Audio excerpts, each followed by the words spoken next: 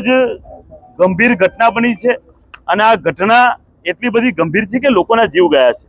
Mujpur Gambhira bridge જે વડોદરા તેમજ આણંદને જોડતો મુખ્ય બ્રિજ છે, જે બ્રિજ ઔદ્યોગિક કંપનીઓમાં આવતા જતા નોકરિયાત માણસો ત્યાંથી મોટી સંખ્યામાં હજારોની સંખ્યામાં પસાર થાય છે। એ બ્રિજ અચાનક તૂટી પડે એવી બાબત નથી।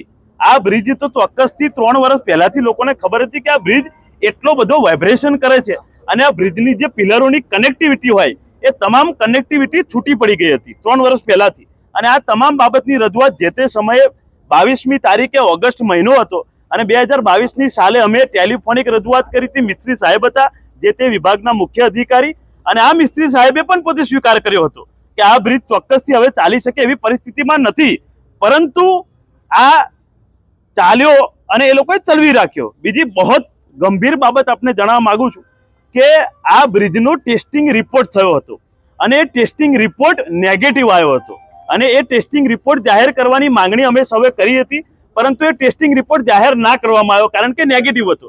હવે તમે વિચાર કરો કે આ રાજ્યમાં ટેસ્ટિંગ રિપોર્ટ નેગેટિવ બ્રિજનો આવતો હોય અને એ બ્રિજને સતત તમે 3 વર્ષ સુધી ચાલુ રાખો।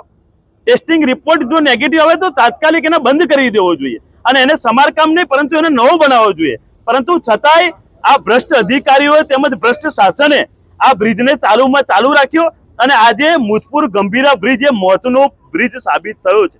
વિચારવાની બાબત છે કે આપણે એક બાજુ પેરિસના રસ્તા બનાવવાની વાતો કરીએ છીએ અને બીજી તરફ ટેસ્ટિંગ રિપોર્ટ નેગેટિવ થયેલા બ્રિજને આપણે 3 વર્ષ સુધી ચલાવીને લોકોના જીવન અદ્ધર તાલ રાખીએ છીએ। આ તો સવારનો સમય હતો, પરંતુ જો સાંજનો સમય હોત અને લોકોની અવર જવર નોકરીઓથી જતા આવતા લોકો બાઇકો પર ખૂબ જ મોટી સંખ્યામાં ત્યાંથી પસાર થાય છે।